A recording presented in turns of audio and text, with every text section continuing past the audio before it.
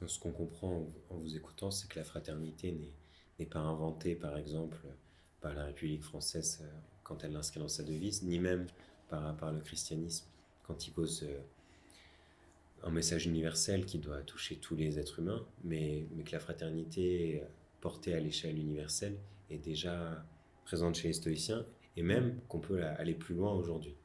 Oui, effectivement. Donc la notion de cosmopolitisme, elle est totalement stoïcienne. Euh, c'est Hiéroclès notamment, qui est un auteur stoïcien antique, qui développe une série de cercles, des cercles concentriques, qui partent du moi, et puis on rajoute un autre cercle, la famille, un autre cercle, les amis, les collègues, les concitoyens, les compatriotes, et enfin toute l'humanité. Et puis Héroclès va nous inviter à contracter ces cercles de nos relations, plus ou moins éloignés, euh, de contracter ces cercles euh, de sorte que nous englobions finalement toute l'humanité dans notre souci de l'autre. Donc le souci de soi est naturel, on va prendre soin de soi. Le souci de l'autre aussi est naturel, en tout cas dans un cadre familial. Il est presque instinctif.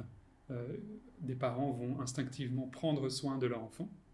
Et puis, ce que Hiéroclès et les stoïciens avec lui suggèrent, c'est qu'il faille étendre ce souci de l'autre à l'ensemble de l'humanité.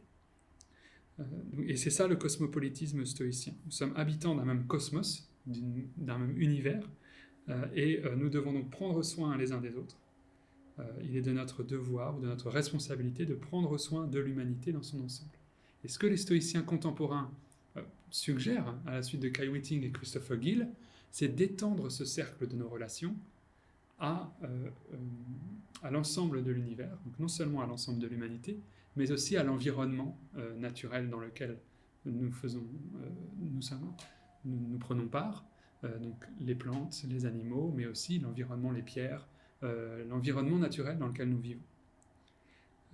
Donc en ajoutant un autre cercle, il conviendrait alors de prendre en compte l'environnement dans notre manière d'agir, pour prendre soin de l'environnement comme nous prenons soin de nous-mêmes ou de l'autre.